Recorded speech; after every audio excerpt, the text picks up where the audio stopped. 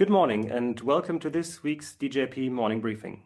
My name is Tom Hofmann. I am an editor at the magazine Internationale Politik, published by the DGAP.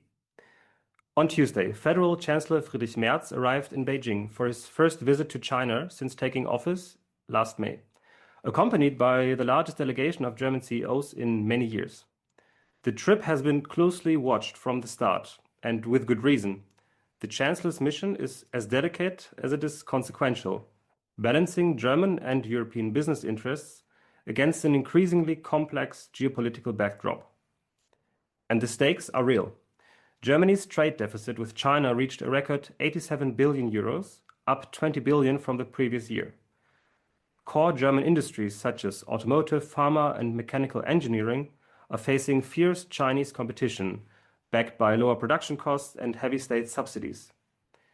Germany also remains heavily dependent on Chinese components and critical raw materials, including in the defense sector.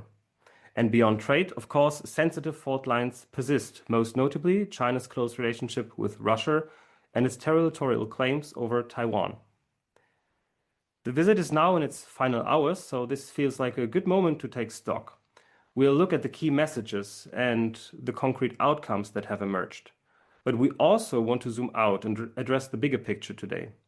How does Germany's China strategy look like? Where is it heading? What needs to change? And how does it fit into the wider European and transatlantic picture? To discuss these questions, I am delighted to welcome today's panel. First up is Elisa Hörhager. She is Chief Representative of the Federation of German Industries, the BDI, in Beijing, a post she has held since 2024.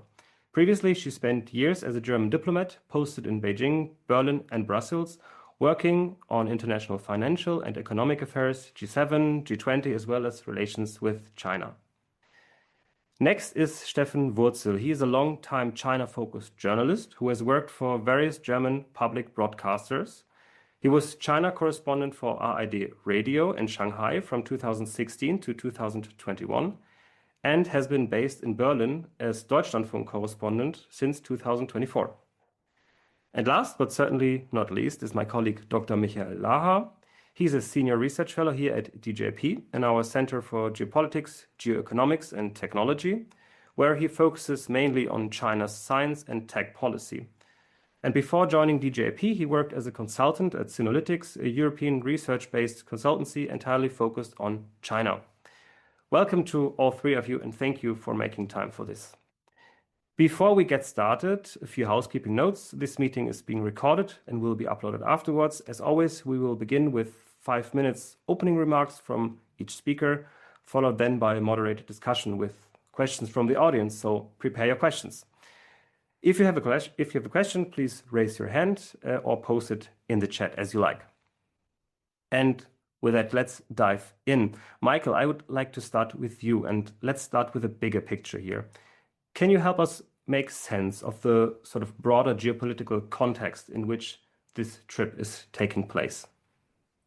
Yeah, thanks, Tim, and thank you for bringing the three of us together. I'm very excited for Elisa's and Steffen's inputs as well. So to provide a little bit of overall context for this visit. It's happening at a time when the transatlantic partnership is in crisis. Since the April 2, 2025 Liberation Day tariffs imposed by Donald Trump, global trade has been significantly reshaped. And so over the year of 2025, China became once again Germany's largest trade partner. The year before, 2024, it was actually the United States. And the year prior to that, 2023, it had been China.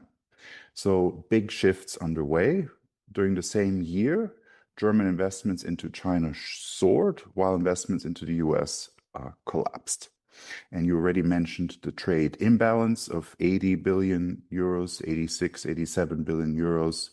A trade imbalance between Germany and China, which is basically 5 times the level from 2020, and is something that Friedrich Merz in his statements prior to the visit had mentioned directly. So this is the overall economic picture, which is very difficult for Germany. And the second thing that's happening is that Germany is in the process of implementing a so-called de-risking strategy, which is to remove certain critical dependencies, especially in the rare earth critical minerals category, from China. So we want to have a de-risking strategy at the same time as Merz is looking for a closer business relationship with China. And so this is the kind of dual goal that he has to keep in mind as he has conversations with China, which is not easy at all. We actually had the first set of government meetings yesterday already between Merz and Xi Jinping, as well as between Friedrich Merz and Li Qiang. And we have readouts from the Chinese side about these conversations.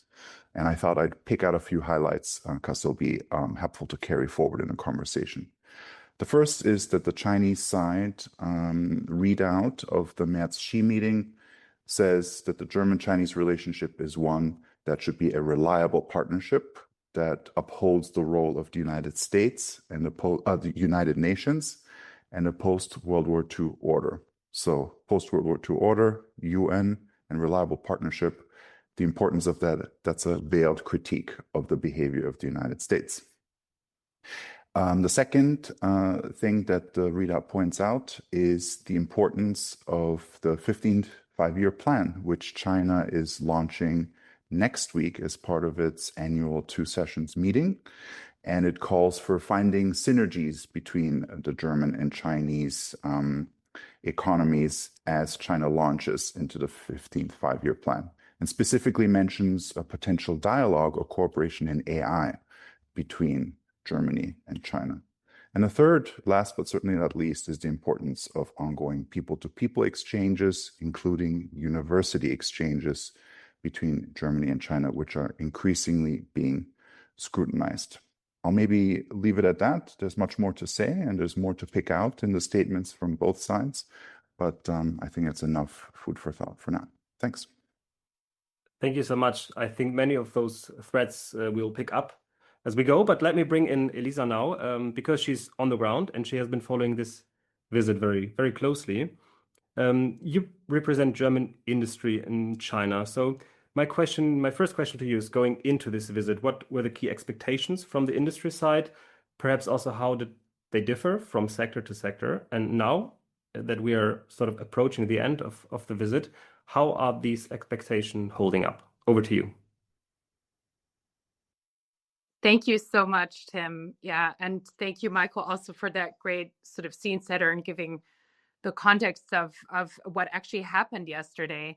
So I'm going to start with the last part of your question, Tim. Just turn it around because, like you said, I'm fresh from yesterday evening meeting where we had a briefing with the economic delegation, and would like to just pick up on what Michael said and sort of give a bit of insight of what I learned there and what we've seen so far from what the economic issues, the outcome, or sort of how that's been approached. So I would start with that and then move on to what the expectations and the concerns of industry was, and also pick up a bit on the different sectors that also played a role in yesterday's meeting and had the chance to voice concerns directly. So I think in terms of the what economic issues the chancellor addressed and how he addressed them, and it's very fresh now, like you said, the visit's still ongoing, but what we know already about the outcomes.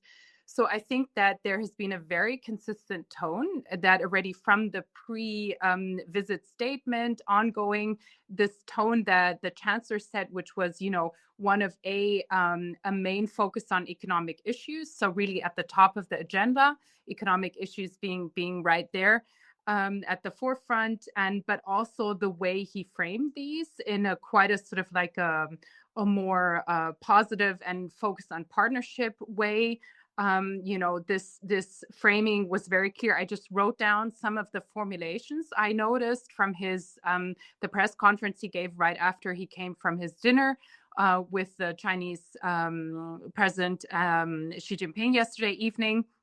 And he said, he used these terms such as fair competition between companies, which, rings close to a Chinese term that they use in terms of fair global trade. So it's conceptualizing level playing field in a way, that the Chinese can work with.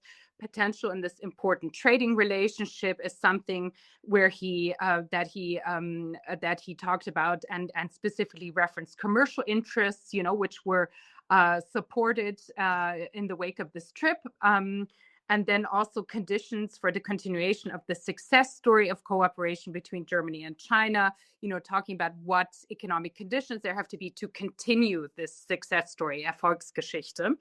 And even when talking about risks, de-risking, he said that risks should be avoided in the interest of both sides. So also pointing out that there would be dialogue on this, so very clearly also continued engagement on climate and energy. He pointed to visits by the economic minister as well as the minister in charge of the digital portfolio, which were agreed upon, which would be forthcoming. So I think this type of approach was very consistent and clear. At the same time, so this is tone. In terms of content, I think he did pick up on really the main concerns. I mean, he echoed what industry itself had said previous to the visit and what was also relayed, I think, during yesterday's meetings by the industry representatives, which were, the export controls as a major issue, as well as kind of like all of these concerns that can be packaged under the subject of reducing imbalances in the trade relationship. That's what he packaged, kind of like market access, level playing field issues under this term. And he did specifically also reference in this context Chinese overcapacities as being a major cause of these imbalances. And I think sort of from the outcome, it seems from what we know already that it's both sides, they agree to disagree. So it's not like there's a big solution that we've heard about yet on export controls or so on. But, both sides laid out the issues on the table and have agreed to work on resolving these, in the upcoming consultations and so on. So I just took from the joint statement, I quickly translated that into English, and for the economic issues, and then I'd stop there because I think if I do talk about the sectoral issues, I'd be going on too long. So maybe there'll be some questions on that.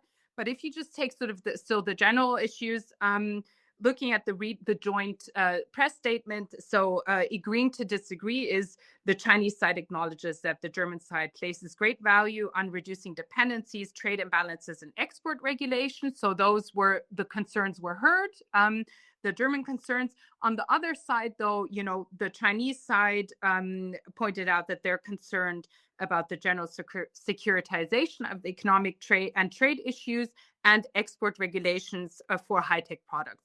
So very interesting, this link, export regulations was mentioned by both sides. And it seems almost like, the Chinese are pushing this transactional approach in terms of this topic. And I think it's fair to dwell on that because export controls was also something that, was mentioned almost by all representatives, economic representatives from different sectors, all the sectors that are impacted, which are quite a few. So I think that's probably enough said. I think like the feedback from the economic delegation or yesterday evening was quite positive. They had a lot of FaceTime, very high level interaction with the government. They had extremely interesting companies, CEOs from important Chinese companies, more than 30 also at the joint business council meeting yesterday afternoon, which was presided by the chancellor and the premier on the Chinese side. So I think that that the mood was quite good. Thank you for this summary of the industry perspective. Steffen, I want to bring you in now on the political dimension. And both of you, Elisa and Michael, mentioned that already, that the Merz government has put de-risking rather than decoupling at the center of its China policy. But yesterday, in Elisa, you also briefly mentioned that Merz struck a notably warm tone after meeting President Xi, speaking about strengthening the strategic relationship between both countries. How do you read that? Yeah, thank you, Tim. Thank you guys for having me, and thanks to the crowd for joining this morning to our discussion. I'm very happy I'm very much looking forward to your question, especially questions in the next minutes. Tim, let me first do 4 points that seem important to me. First of all, I think it's very clear, yes, Merz talked about de-risking rather than decoupling, but I think decoupling was never officially, what I'm sure, decoupling was never officially announced as a goal, not by any government in the past years. That's very important to stress. I think it's important also to say that Germany's policy on China has changed a lot in the past 5 years for several reasons. More than happy to discuss them more properly later. Just to pick out 1 or 2 or 3 things, COVID-19, obviously, China's support for Russia in the war of aggression against Ukraine is a second thing.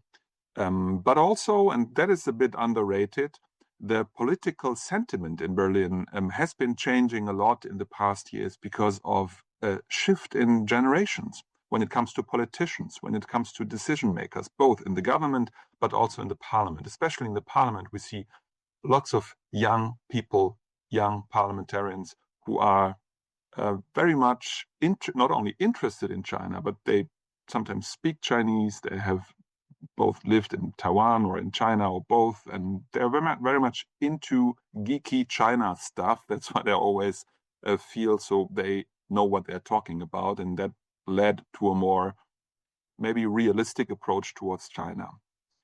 Second of all, Friedrich Merz is promoting a China policy, or has been promoting a China policy in the past 10 months, that I'm quite certain is not what the Chinese government wanted to see or was expecting. The Beijing government was expecting a more pragmatic approach, pro-economy approach when it comes to China, was expecting that from the new government, especially after the Green Party and the FDP, the Liberal Party, has been out. The Chinese government, I guess, thought, oh, well, that's a good news because the CDU, the conservatives in Germany, are more pro-business than the Green Party, especially when it comes to China. It's not the case. The CDU-led government, it's in power since May, as we know, has been quite tough on China. Third, Friedrich Merz's trip to China, it's a bit too early to judge. It was interesting, Elisa, to hear your expectations or experience on the ground. It's a bit too early to judge for me, but based on what I read and based on what I heard from my colleagues on the ground in Beijing and Hangzhou, is that it's less tough, that Friedrich Merz is less tough on the Chinese government and on China generally speaking than the Friedrich Merz we saw in the past weeks. In Stuttgart last weekend at the CDU party summit, so the party summit of the Conservative Party, or also the Friedrich Merz we saw in Munich at the security conference, where he was very much straightforward on China. So that's a different approach that we see on the ground, which is just fair. Which I think it's a diplomatic move to be a bit more soft on the outside. We don't know what they have been discussing on the inside when the doors are shut. And a fourth point that I want to make, important to me, that I kind of see a different approach when it comes to China between the Chancellor, Friedrich Merz, our Prime Minister, and the Minister of Foreign Affairs, Johann Wadephul. Johann Wadephul has been traveling to several Asian countries. Just 3 weeks ago, he also traveled to Australia, to New Zealand, to Singapore, and so on. And I was quite happy to be able to join him on several of these trips. And what I always felt was that China was the elephant in the room on all these trips. It had always been China trips without touching China, but talking about China a lot. So Johann Wadephul has a policy that, where I would say, he tries to figure out how these other actors in Asia Pacific deal with China. Johann Wadephul is very much into Japanese politics. He has strong ties to Japan, and I think that is the difference between Friedrich Merz and Johann Wadephul. Johann Wadephul tries, the Minister of Foreign Affairs tries to get in touch with the broader landscape in Asia Pacific to understand how they diversify from China, whereas Friedrich Merz has less time to travel all over the globe. I'm quite certain that we will be discussing these things in the next minutes. Thank you. Thank you, Steffen. Maybe a quick follow-up. You already mentioned previous governments, previous German governments traveling to China, previous chancellors. How does Merz's visit compare to those previous chancellor trips to China, for example, by Olaf Scholz and Angela Merkel? Is there something, I mean, we already talked about the delegation, but is there something substantially different about how Merz is approaching China? Again, I'm not part of the delegation, but the way I feel it is he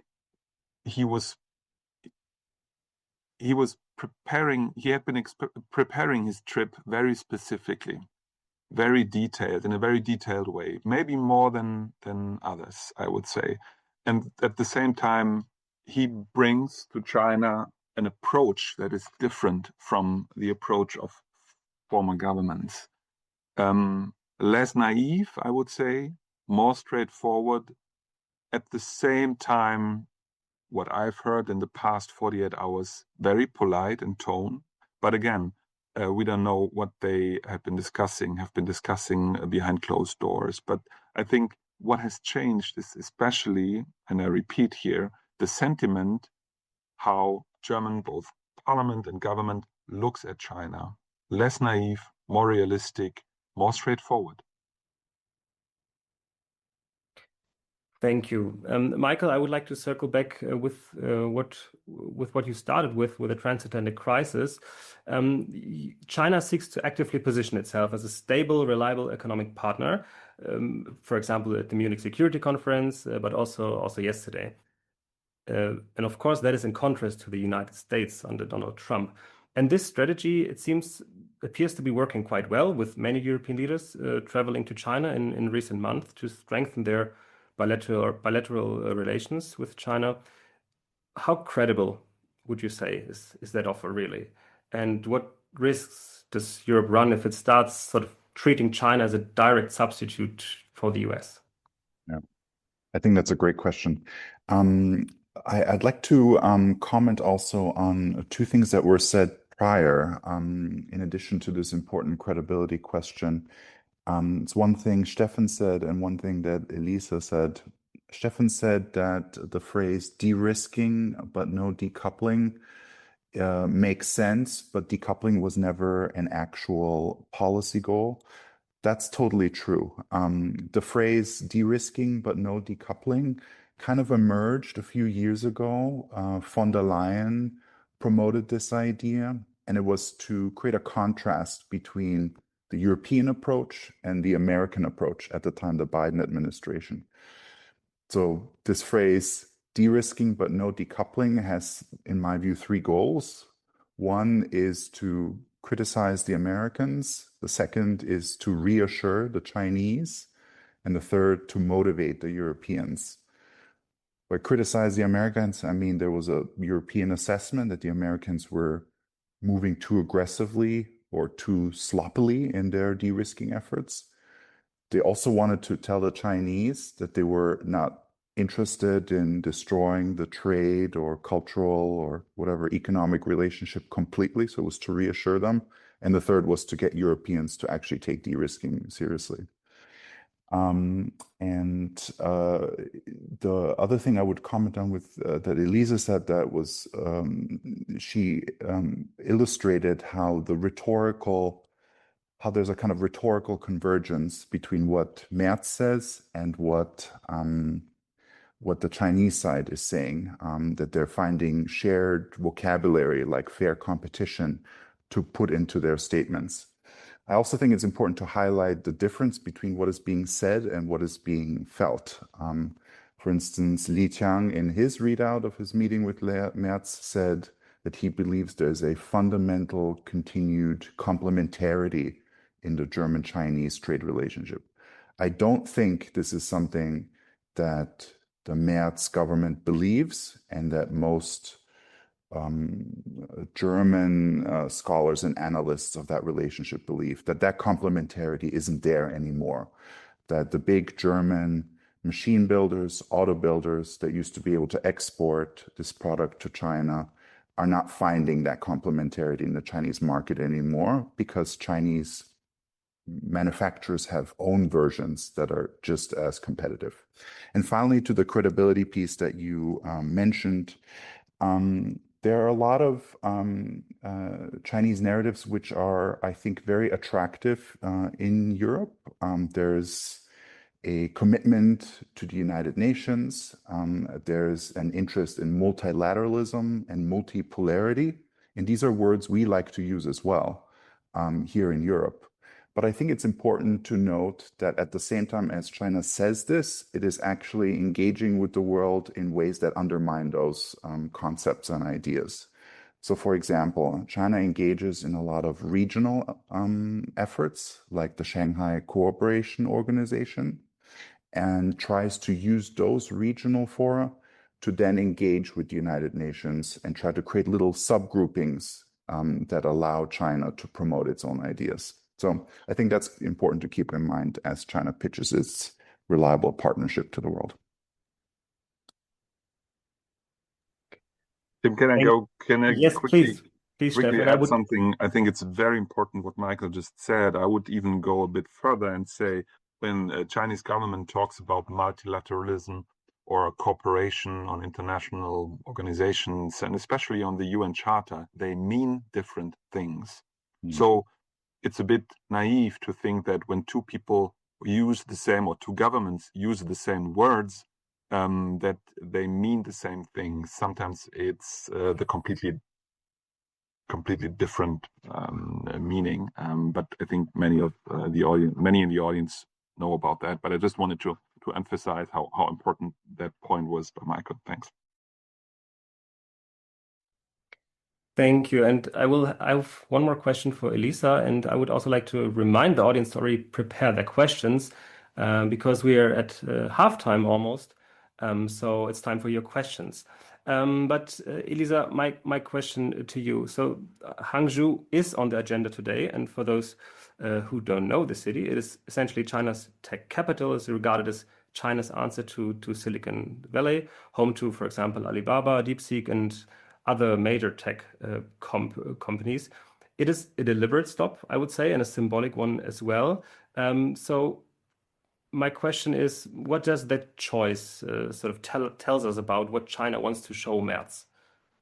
Thanks so much for that question, Tim. Yeah, on this second part of the trip, I just briefly to pick up on what Michael said. So, of course, I didn't phrase it as elegantly, but that's exactly what I meant in the differentiation between tone and content, and the asks that were brought towards the Chinese side. So I think that's a very conscious decision, to signal very strongly on, what the issues are in terms of competition and fair competition, level playing fields, essentially, and export controls and the general trade imbalance, but at the same time do it in a way, that you don't undermine dialogue. I think that was kind of like the message that most people in the economic delegation seem to have gotten from yesterday's talks.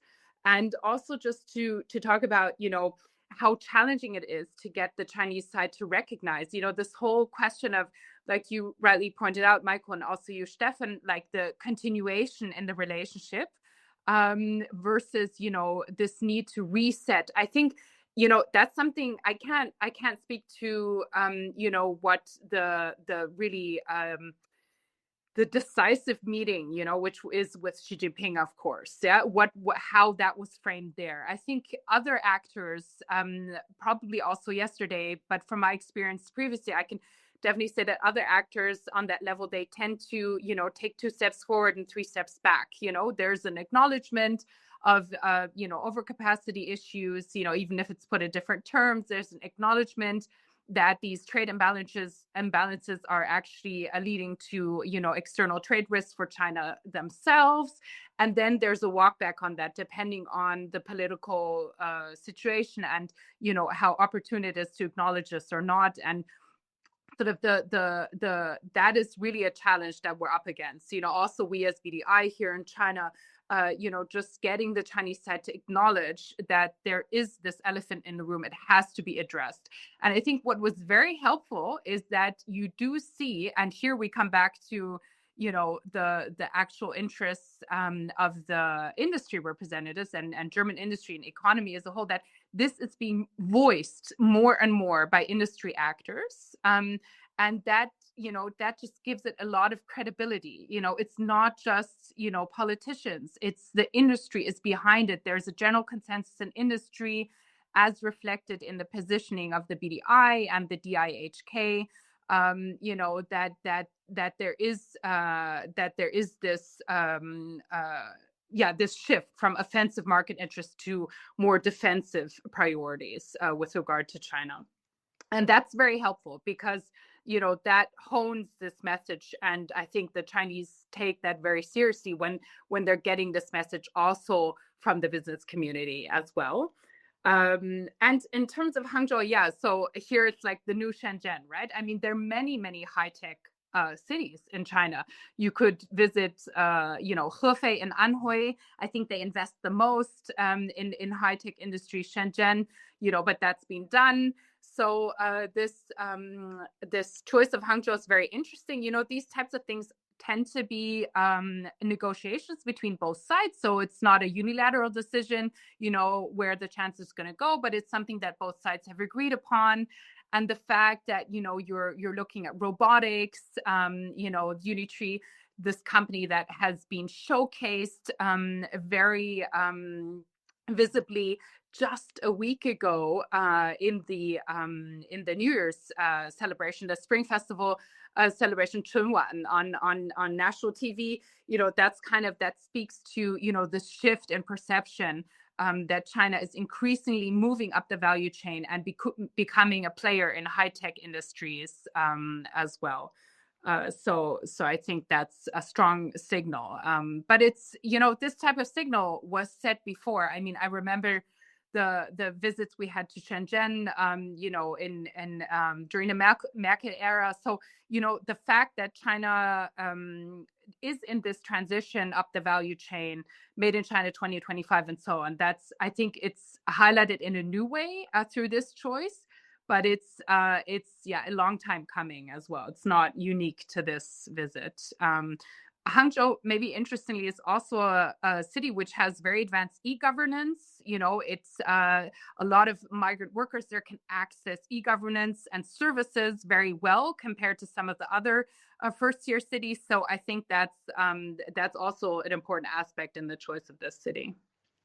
Great, thank you. And Michael, as you're the tech policy expert, would you like to add to that Hangzhou question? Yeah, I would just really underline what Elisa said. I think the signaling piece is pretty important. I get the impression that both Merz, but also Wadefuhr in his visit had a second day to his visit to China, and he went to Guangzhou and he visited the Chinese company WeRide. And so today there's supposed to be, or maybe it is tomorrow, a visit of Merz to the Chinese robotics company Unitree. And I feel like the strategy here is really to draw Germans' attention to these developments in China, to basically communicate to Germans, here is a serious innovator and technology powerhouse. This is a component of China that we need to take more seriously. And so these visits, I think, are just as much to dignify and honor the Chinese counterpart, but they're also to educate the German viewer. Interesting, thank you. And we have a question in the chat that relates to what you said, Elisa, to the acknowledgement of sort of German industry concerns. So the question is by Loyal Campbell: how seriously should we take statements or agreements made by the Chinese side? They have been promising market opening, access liberalization for decades, yet this is still highly asymmetrical. So basically, do you expect actual policy change coming in the next years after sort of these acknowledgements by the Chinese side? Thank you so much. Okay, so this is something not directly related to the visit, right? So I'm just going to answer like from my own personal perception here on the ground. And the answer lies in the coming 5-year plan, right? Which we know a lot about because, you know, they've been working on it for 1.5 years, 2 years. There's been a lot of, you know, academic discussion and so on, and also discussions here in Beijing on what's going to be in it. We'll know, of course, in March, at the end of March. So there lies the answer to this question, right? Because that's where industrial policy, at least for the next 5 years, but also in more long term, towards 2035 is going to be set. And if you look at that, and if you look at, you know, what the Chinese experts who are inputting to the 5-year plans actually say, it's that continuity. So, you know, if you're looking for a big change, yes, you know, geopolitical risks, trade risks, they're acknowledged slightly more maybe than in the previous one. But in terms of industrial policy, you know, it's a you know, almost $1 trillion question. Because if you look at, for example, what people are throwing around here in terms of numbers of what needs to be invested in China, if you want to boost all the sectors that are potentially covered by U.S. sanctions. So if we're talking about high-tech industry, new technologies, that's, you know, the numbers I've seen there are something like $700 billion of investment annually necessary. If you look at, you know, the upgrading of traditional industries, you know, which are already sorely hit by overcapacities, most of them, then, you know, there's also deflation, continuing deflation in industry. But if you look at what they're saying, how much you need to invest in order to upgrade, that's going to be at least $290 billion in the count of Chinese experts. So you just see that there's continuity, you know, and they're going to be fine tuning. You know, I would maybe mention 3 shifts that we've been able to identify so far. You know, one is a stronger focus on quality instead of scale. So that means, of course, high tech, but also cross-cutting vulnerabilities in industries such as automation and software. You know, that these are going to be addressed more. So then the other 2 would be, you know, to boost government measures for consumption, for domestic consumption. And then also to have China be more active, you know, as a standard setter, as an international rulemaker, also in the economic sphere.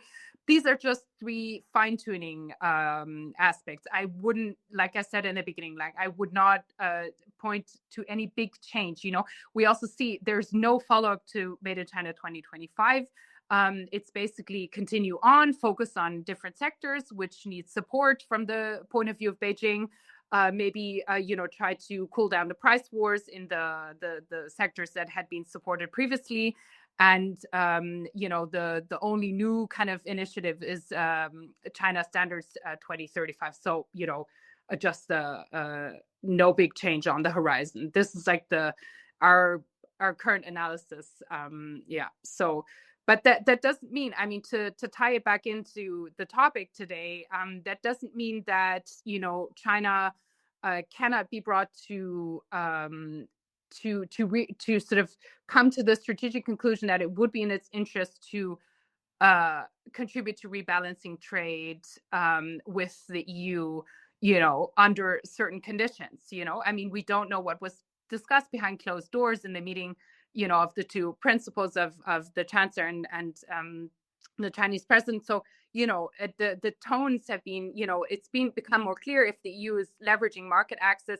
China's also in conversations we have here very clearly aware of this, and they're very, very clearly also thinking at least about measures they can take or they could take if necessary to address this imbalance.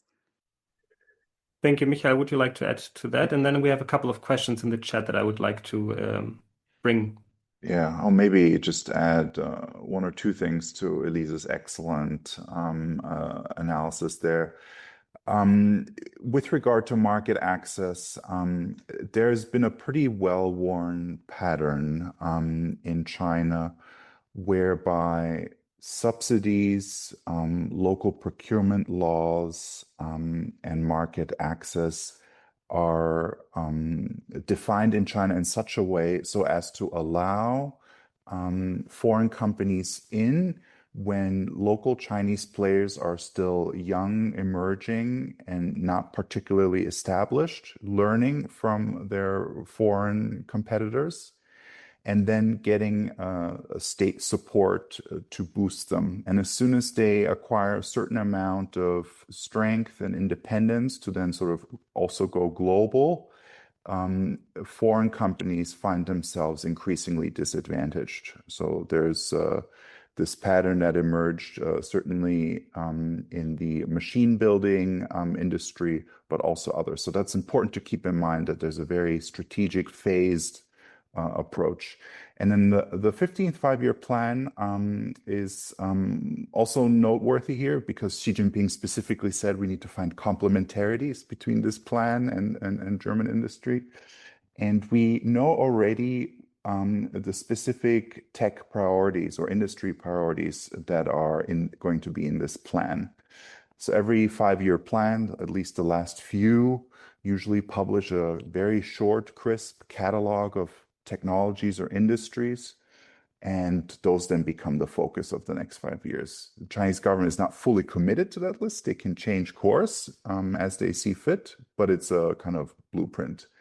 And so, for example, in this plan that we will see next week, we're almost certainly going to see, for example, embodied AI.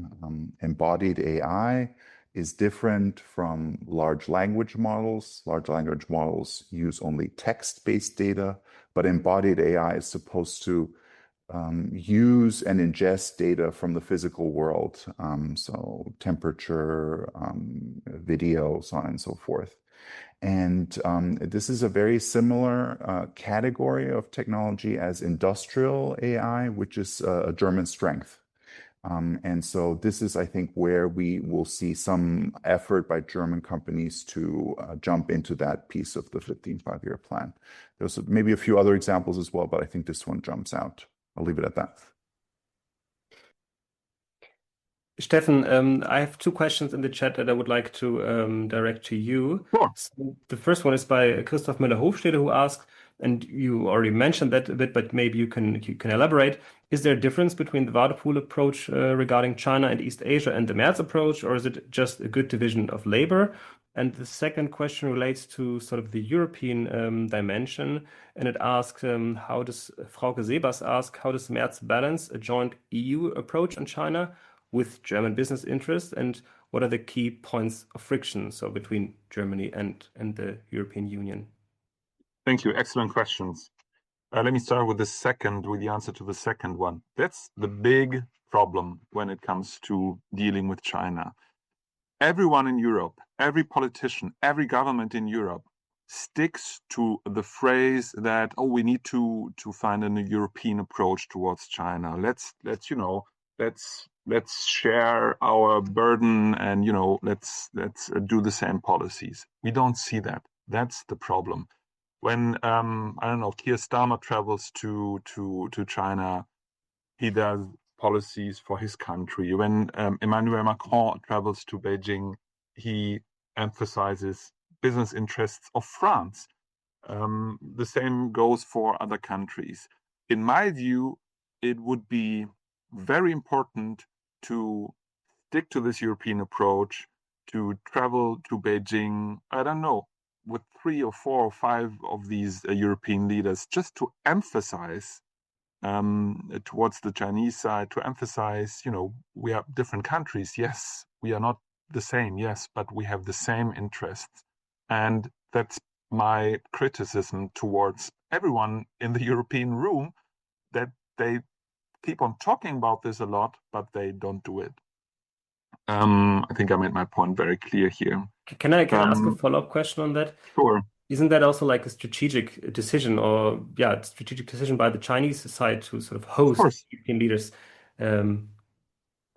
separately? Of course, I see Michael nodding here. I think it's not a surprise for you guys to tell you that yes, of course, it's textbook Chinese foreign policy to divide these countries, to try to divide that. And of course, when we see politicians from Germany, from other countries in Beijing, let it be Mr. Wurzel or Mr. Merz, they keep on emphasizing, I come here as a European leader, as a European politician, but at the same time, the reality feels differently. Different. Can I add a two-finger to that? Sure. Because I think we're onto something very important.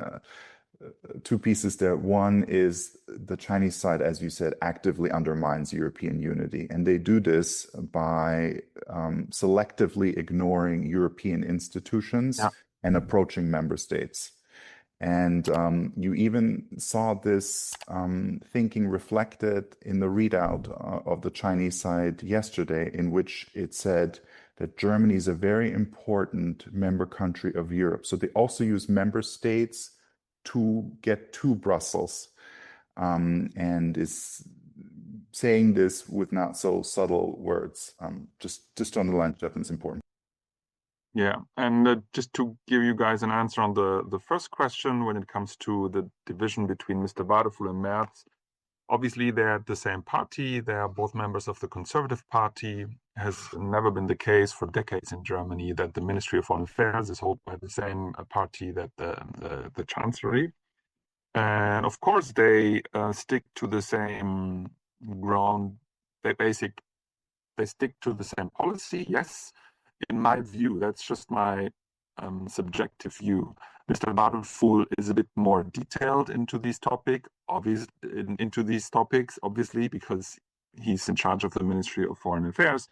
But he's also more straightforward. And I think, as I mentioned earlier, he has a broad approach towards looking at Asia-Pacific as an important region rather than one country like China or one country like Japan. That is very important. An obvious difference between these two. But if you would ask them, they would obviously say, oh, it's just we're at the same page here. Thank you. Maybe also to bring Elisa in here, because we talk about the European dimension now. Can you tell us a little bit more about sort of the level of cooperation between different European industries? How does sort of, for example, your association cooperates with other countries, with other industries from other countries when it comes to China? Yeah, thank you so much. So I think there's a lot of coordination in Europe, but I can speak to what we do here. So in my view, this is essential. And I also think that the EU has punched, maybe from the Chinese point of view, punched above its weight in the topic of export controls last year, where it just suddenly became so important to know what's going on, to have access to information in how different sectors, different companies were being treated, because up until today, license granting of licenses is actually something which is done also in a way, based on preferential treatment, what sectors the Chinese want to, have happy, who's invested here, who not, and so on. So in order to counteract this divide and rule approach also, and also towards industry, I think that you played a very important role, and they did have a lot of sort of very high level also talks with the Chinese side on this issue, before I think this was bilateralized to a certain extent. So there, I mean, just like from a very practical perspective, I definitely can speak to the importance of having this European coordination, and also just in terms of framing, both inside and outside, that this is a concern that's not a German concern. It's not purely a German concern, for various reasons, for the reasons of interdependence between, industries in the neighboring countries and ours, but also just in terms of, the industrial core of Europe, and achieving all the climate transition goals that we want, achieving the economic, integration of the EU market goals. So all of this sort of just keeping that consensus, feeding it with bringing it to life really on the ground. I think the EU-CCC plays an important role in that, but also the EU delegation, is very, very good in coordinating these issues. So this is like a very practical insight. And I must say that if you look at the surveys, we have the German chamber here on the ground. They cater to membership invested companies here. It's a bit different from our membership because we're a representative office. So we try to bring together, both German industry in Germany and German industry invested here. And then at the same time, though, you have the EU-CCC, where, of course, a strong German membership, but not exclusively, on the contrary. And you see strong parallels, in business sentiment, in all the main pressures, being a competitiveness of local players, being, price pressure, weak Chinese domestic demand, but also in terms of how companies are reacting. So in terms of, deciding whether to localize or invest more, for example, due to various localization pressures or export controls and so on. So there's convergence that is demonstrated by these different membership constituencies. Thank you. For the last minutes, I would like to move the discussion to the little bit more thorny political issues. You all said that this trip was first and foremost sort of dominated by economic interests, but of course we have also other topics, and that relates to a question that we have in the chat by Live Knittel.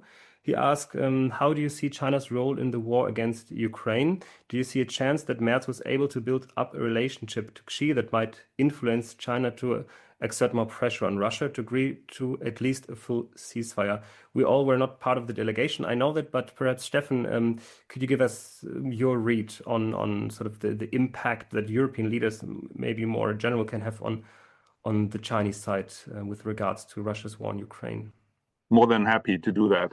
I think it's important to be very clear on that. China is the biggest supporter, the most important supporter of Russia when it comes to the war of aggression against Ukraine on three levels. First, economically, when it comes to buying goods, Russia buying goods from China, but also China buying energy from Russia. So it's kind of a sponsor of this war. Secondly, when it comes to technology provided by Chinese companies to Russia. And most importantly, China is the biggest political supporter. It backs up, it keeps on backing up, it keeps on supporting Russia on the United Nations level and so on. And that's very important to mention, that there's no shades of gray here, in my opinion. And yes, I'm sure Friedrich Merz mentioned that and kept on talking about this. Johann Wadefuhl, Minister of Foreign Affairs, has been doing that as well in the past months. He keeps on mentioning it all the time. Do I think there might be a chance of China listening to Germany? Yes, but changing his attitude towards Russia and Ukraine, I don't see it. And I think it's very naive by politicians from the very left and from the very right in the German parliament to pretend that, we need to discuss a bit more with China. They could be a solution. I don't see that. Very clear on that point. Happy to discuss that, but I'm very clear. Yeah, perhaps if some of the other speakers would like to add to that. Otherwise, I would just like directly jump to another political issue that hasn't come up much in the public framing of this visit, which is Taiwan. Is this, Michael, perhaps to you, is this a deliberate omission or simply a reflection of where German and European priorities lie right now? And what is also the signal to Beijing if the issue goes largely unaddressed? Yeah, sure. Yeah. Just to go on the Russia-Ukraine piece, Steffen laid it out exactly as I would as well. There seems to be a lot of hope in the Chinese role in the war, and that Xi Jinping can or wants to steer Putin in a different direction. One example that people cling to is that Olaf Scholz had gotten a rhetorical concession from Xi Jinping when he flew over, and the Chinese side said that they were against first use of nuclear weapons, which is a Chinese position that the Chinese side has always had anyways. It's not a change in policy, it's restating policy. And Olaf Scholz came back to Germany sort of with what he described as a big win.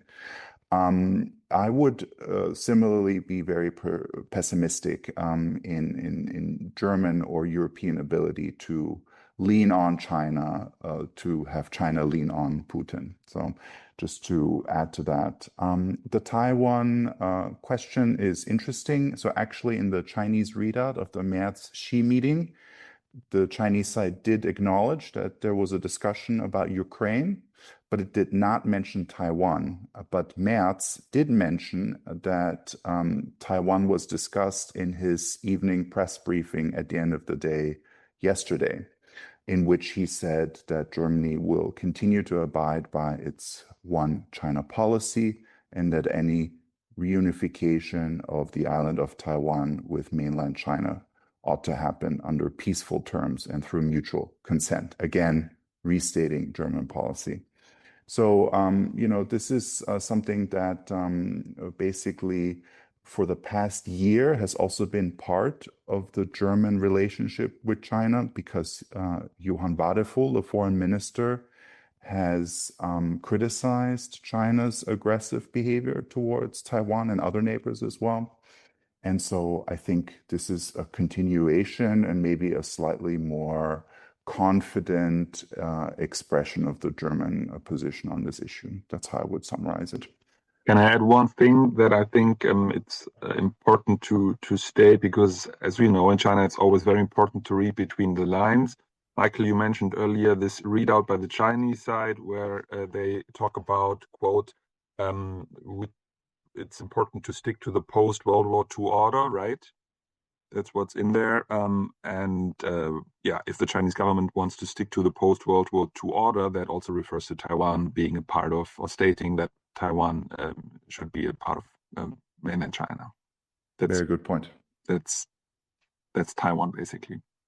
Thank you for that addition. And we could discuss that in length, but unfortunately we got only 3 minutes left. And there's also a question about climate cooperation in the chat. But unfortunately, I think we cannot address all these questions.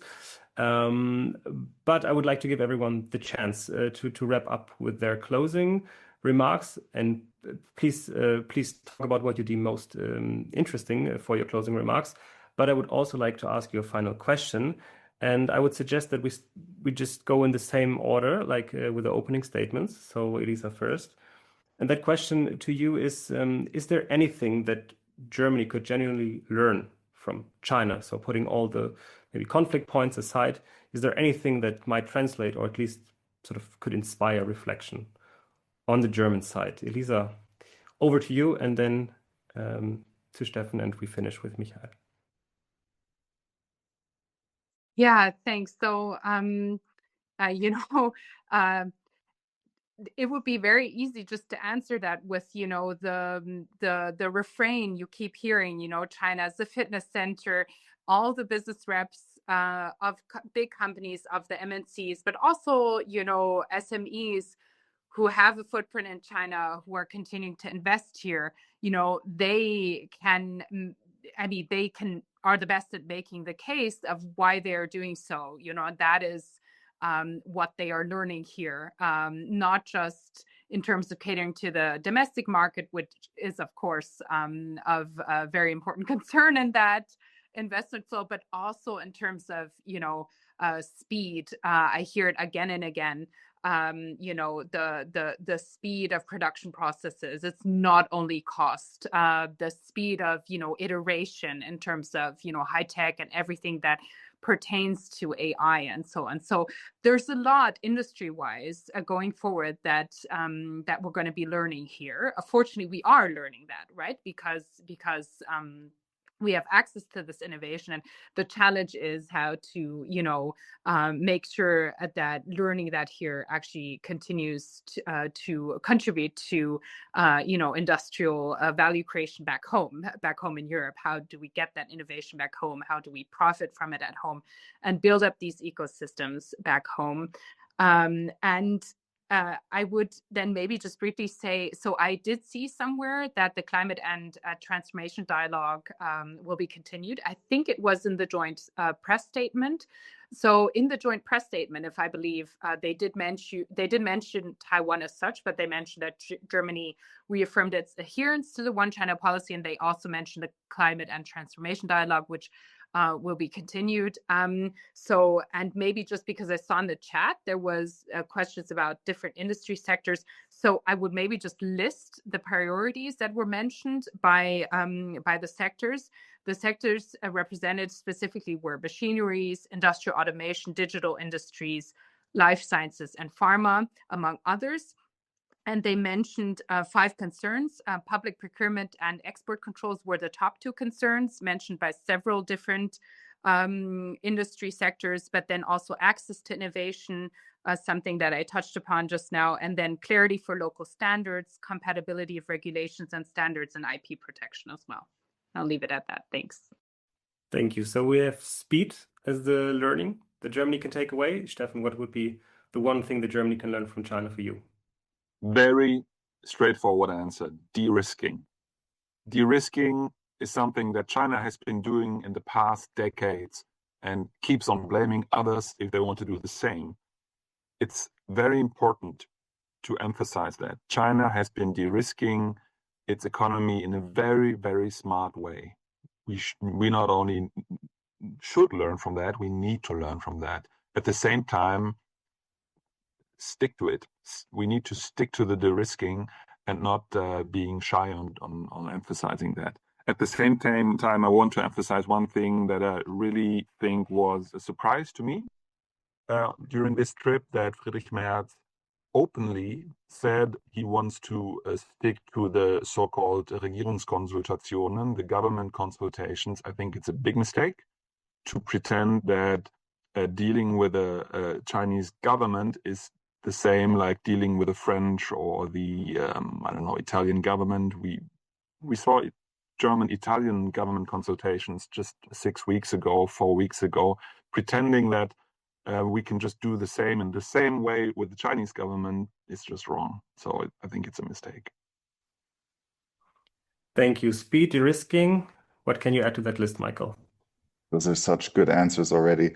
I'm going to cheat a little bit and pick something out that actually Elisa mentioned but didn't emphasize as much, and that's the word ecosystem.